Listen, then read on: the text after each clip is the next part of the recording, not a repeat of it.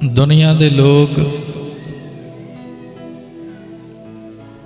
धर्म के रस्ते उत्ते चलदियां होया कई तरह के कर्म करते हैं।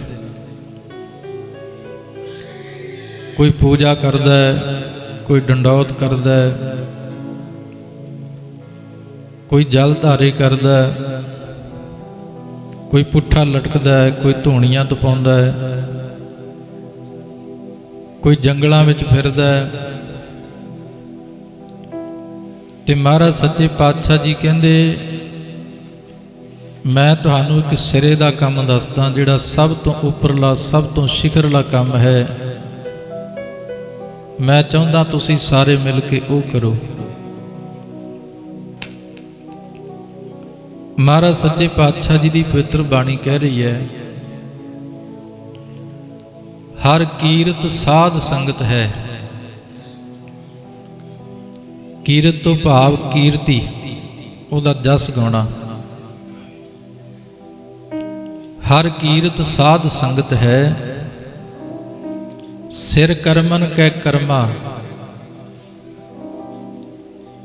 धर्म के रस्ते ते चलण वाले लोग जिन्ने भी कर्म करते ने सब तो सिरे का काम है कीर्तन करना। सब तो बड़ा कारज है,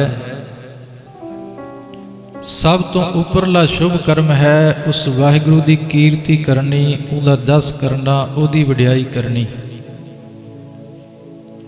हर कीरत साध संगत है, सिर करमन कै कर्मा। पर मिलदा किन्हां नूं है? सारियां नूं नहीं मिलदा गुरमुखो। ये भी बेनती ध्यान विच रख लिओ, सारियां नूं इत्थे बैठियां भी नहीं मिलदा। किते आपां भुलेखे विच रहीए कि जिन्ने आपां इत्थे शरीर करके जुड़ बैठे हां सारियां नूं मिल जाएगा, नहीं। इत्थे उन्हां नूं प्राप्ति होनी है जिन्हां दे हिरदे दे बर्तन सिद्धे होणगे, जिन्हां दा मन प्यासा होएगा, जिन्हां दे अंदर भुख होएगी। असीं गुरु दी बख्शिश नूं, गुरु दी वडियाई नूं, गुरु दे प्रेम नूं अपने हिरदे विच संभालना है, अपने अंदर जज्ब करना है। इत्थे तीन तरह के बंदे आउंदे ने गुरमुखो, ध्यान देना। आ जिहड़ी संगत है ना, एक नदी का घाट है। जिवें नदी के घाट के उत्ते जाके लोग कपड़े धोंदे हैं ना, साध संगत विच आके साडे मन की जिहड़ी मैल है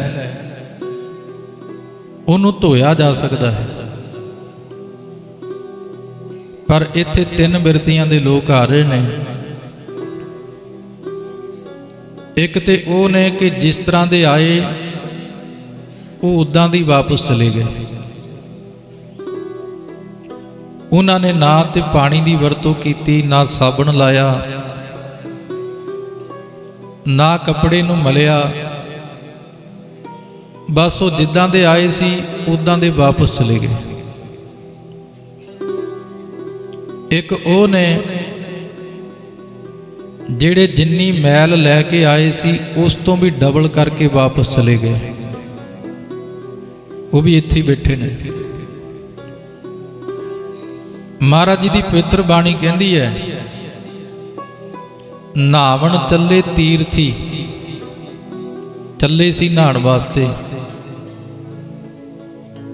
पर बिरती किस तरह की लैके गए सी? मन खोटे तन चोर। मन च खोट सी,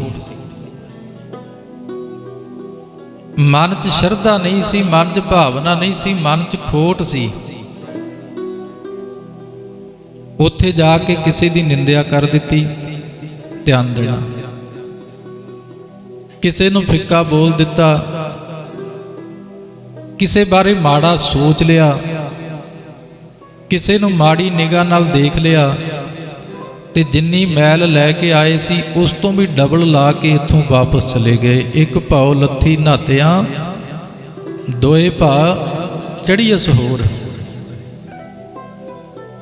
ਫਿਰ ਬੇਨਤੀ ਧਿਆਨ ਵਿੱਚ ਰੱਖਿਓ।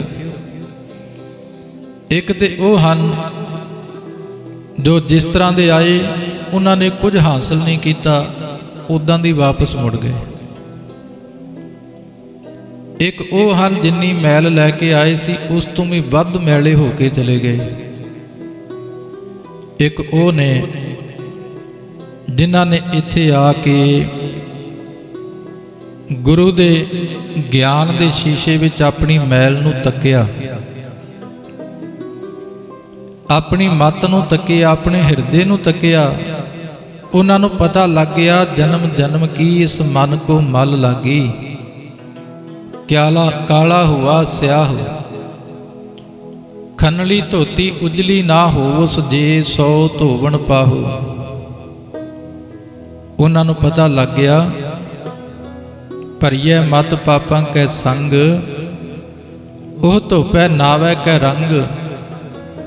ਤੇ ਉਹਨਾਂ ਨੇ ਸਾਧ ਸੰਗਤ ਵਿੱਚ ਬੈਠ ਕੇ ਇਤਨੀ ਬਾਣੀ ਪੜ੍ਹੀ, ਪਿਆਰ ਨਾਲ, ਇਸ ਤਰ੍ਹਾਂ ਪਿਆਰ ਨਾਲ ਸਿਮਰਨ ਕੀਤਾ ਕਿ ਉਹਨਾਂ ਦੀ ਜਨਮਾਂ ਜਨਮਾਂ ਦੀ ਜਿਹੜੀ ਮੈਲ ਸੀ ਉਤਰ ਗਈ।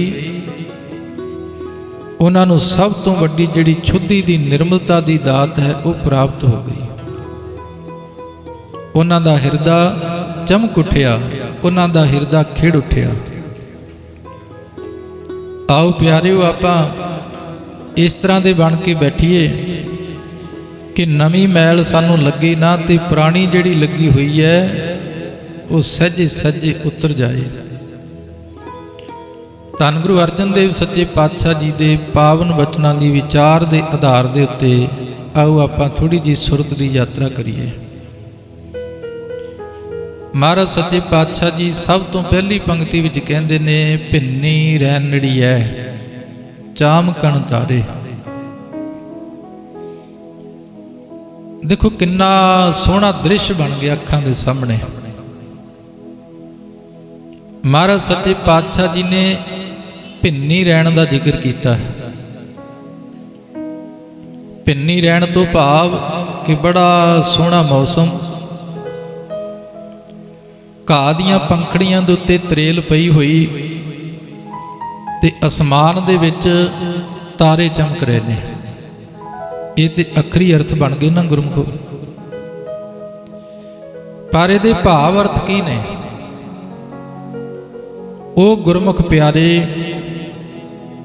ਜਿਹੜੇ ਪ੍ਰਮਾਤਮਾ ਦੇ ਪਿਆਰ ਵਿੱਚ ਭਿੱਜ ਗਏ ਨੇ, ਜਿਨ੍ਹਾਂ ਦੀ ਜ਼ਿੰਦਗੀ ਪਿਆਰ ਵਿੱਚ ਭਿੱਜ ਗਈ ਹੈ, ਜਿਨ੍ਹਾਂ ਦੀ ਜ਼ਿੰਦਗੀ ਬਾਣੀ ਵਿੱਚ ਡੁੱਬ ਗਈ ਹੈ, ਜਿਨ੍ਹਾਂ ਦਾ ਹਿਰਦਾ ਪ੍ਰਮਾਤਮਾ ਦੇ ਬਿਰਹਾ ਵਿੱਚ ਡੁੱਬਿਆ ਹੋਇਆ ਹੈ।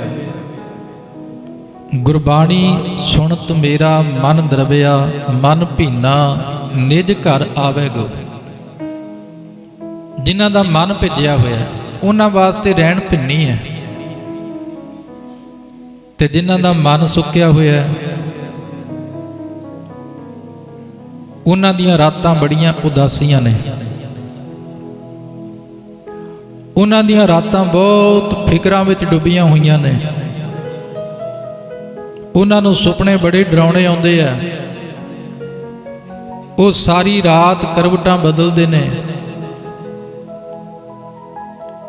ਮਿੰਟ ਤੇ ਸਕਿੰਟ ਗਿਣਦੇ ਰਹਿੰਦੇ ਨੇ ਕਿ ਰਾਤ ਕਦੋਂ ਲੰਘੇਗੀ, ਕਿਉਂਕਿ ਉਹ ਮਾਲਕ ਦੇ ਪਿਆਰ ਤੋਂ ਵਿਹੋਣੇ ਹਿਰਦੇ, ਜਿਨ੍ਹਾਂ ਦੇ ਜੀਵਨ ਦੇ ਵਿੱਚ ਸ਼ੁਭ ਕਰਮਾਂ ਰੂਪੀ ਤਾਰੇ ਨਹੀਂ ਟਹਿਕ ਰਹੇ, ਜਿਨ੍ਹਾਂ ਦੇ ਮਨ ਦੀ ਕੋਠੜੀ ਦੇ ਵਿੱਚ ਅਗਿਆਨ ਦਾ ਹਨੇਰਾ ਛਾ ਗਿਆ, ਉਹਨਾਂ ਵਾਸਤੇ ਇਹ ਜਿਹੜੀਆਂ ਰਾਤਾਂ ਨੇ ਇਹ ਸੁਹਾਵਣੀਆਂ ਨਹੀਂ ਬਲਕਿ ਡਰਾਵਣੀਆਂ ਨੇ। ਮਹਾਰਾਜ ਸੱਚੇ ਪਾਤਸ਼ਾਹ ਜੀ ਕਹਿਣ ਲੱਗੇ, ਭਿੰਨੀ ਰੈਣੜੀਏ ਚਾਮਕਣ ਤਾਰੇ। ਕੋਈ ਗੁਰਮੁਖ ਪਿਆਰੇ ਹਨ ਜਿਨ੍ਹਾਂ ਦੇ ਹਿਰਦੇ ਦੀ, ਜਿਨ੍ਹਾਂ ਦੀ ਸੁਰਤ ਦੀ ਰਾਤ ਵਿੱਚ, ਜਿਨ੍ਹਾਂ ਦੇ ਜੀਵਨ ਦੀ ਰਾਤ ਦੇ ਵਿੱਚ ਚੰਗੇ ਗੁਣਾਂ ਦੇ ਤਾਰੇ ਟਹਿਕ ਰਹੇ ਨੇ, ਜਿਨ੍ਹਾਂ ਦੇ ਹਿਰਦੇ ਵਿੱਚ ਸਤ, ਸੰਤੋਖ, ਦਇਆ, ਧਰਮ, ਖਿਮਾ, ਸ਼ਾਂਤੀ, ਮਨ ਦੀ ਗਰੀਬੀ, ਪਰਉਪਕਾਰ ਦੀ ਬਿਰਤੀ, ਇਹ ਸਾਰੇ ਤਾਰੇ ਨੇ ਜਿਹੜੇ ਟਹਿਕ ਰਹੇ ਨੇ। ਤੇ ਜਿਨ੍ਹਾਂ ਦੇ ਹਿਰਦੇ ਉੱਤੇ ਨਾਮ ਦੀ ਤਰੇਲ ਪਈ ਹੈ, ਬਾਣੀ ਦੀ ਤਰੇਲ ਪਈ ਹੈ, ਉਹ ਜਦੋਂ ਬਾਣੀ ਸੁਣਦੇ ਨੇ ਤਿਉਂ ਉਹਨਾਂ ਦਾ ਮਨ ਭਿੱਜ ਜਾਂਦਾ। ਮਨ